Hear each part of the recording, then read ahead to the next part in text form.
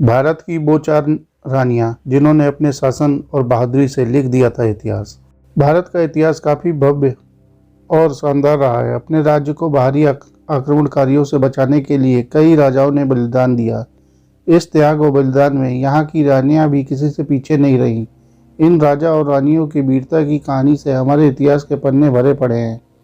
पहले हम बात करेंगे रजिया सुल्तान की। सुल्तान शमसुद्दीन इल्तुतमिश के घर जन्मी रजिया सुल्तान एकमात्र महिला शासक थी जिन्होंने दिल्ली सल्तनत पर शासन किया था।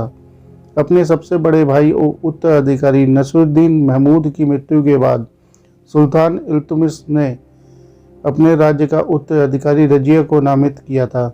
हालांकि उस समय सुल्तान यह फैसला उन लोगों को बिल्कुल पसंद नहीं आया जो राज्य में ऊंचे पदों पर आसीन थे। वे किसी महिला शासक का शासन स्वीकार नहीं करना चाहते थे, जिसके कारण रजिया को सिंहासन के लिए लड़ना पड़ा। राज्य के कुलीन वर्ग ने धोखे से रजिया के भाई रुकनुद्दीन फिरोज को उनके स्थान पर राजा बना दिया, जो बहुत अक्षम और क्रूर शासक साबित हुआ। फिरोज के राजा बनने के बाद रजिया ने आम लोगों को शासन के खिलाफ लामबंद किया और विद्रोह शुरू कर दिया। इस विद्रोह की अगुवाई रजिया ने खुद की और फिरोज को हराकर राज्य पर कब्जा कर लिया। कैद में रखे गए फिरोज को बाद में मार डाला गया। हालांकि रजिया का शासन अल्पकालिक था, लेकिन रजिया सुल्तान ने खुद को एक मजबूत और सक्षम नेता के रूप में साबित किया।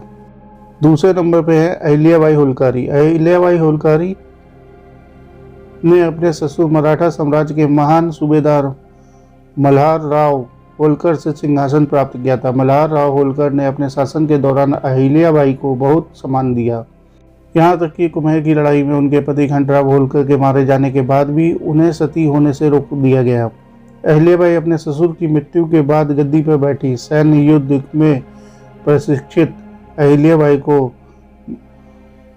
मालवा सेना का पूरा समर्थन प्राप्त था। युद्ध के दौरान अहिल्याबाई अपने सैनिकों का नेतृत्व खुद करती थीं। अहिल्याबाई को सभी सक्षम भारतीय रानी शासकों में प्रमुखता से गिना जाता है।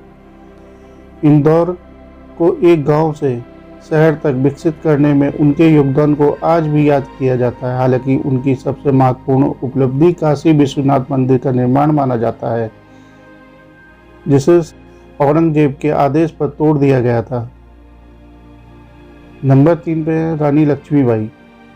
झांसी की रानी लक्ष्मीबाई को इंडियन क्वीन भी कहा जाता है। उन्हें भारत की सबसे प्रसिद्ध महिला शासकों में से एक माना जाता है। उन्होंने 1857 के प्रथम विद्रोह में महत्वपूर्ण भूमिका निभाई थी। यह भारतीय रानी अपने पति गंगाधर राव नेवालकर की मृत्यु के बाद गद्दी पर बैठी।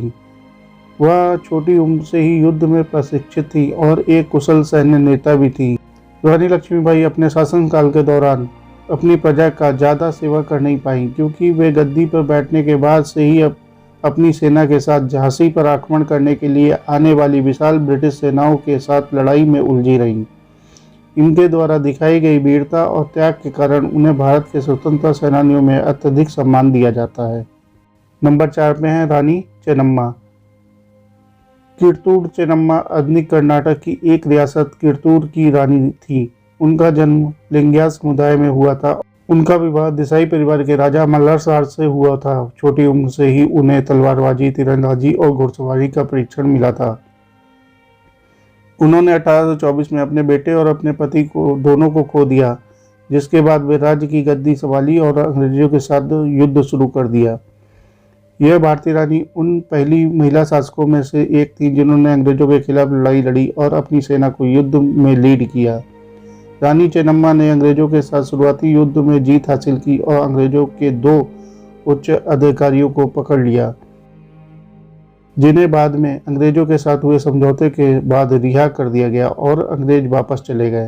हालांकि कुछ समय बाद अंग्रेजों ने एक विशाल सेना के साथ फिर से हमला किया और रानी चेन्नम्मा को पकड़ लिया। अंग्रेजों ने रानी चेन्नम्मा को अपनी कैद में रखा, जहाँ कैद के दौरान उनकी मृत्यु हो गई। रानी चेन्नम्मा को कर्नाटक की लोक कथाओं में एक नायक के रूप में जाना जाता है।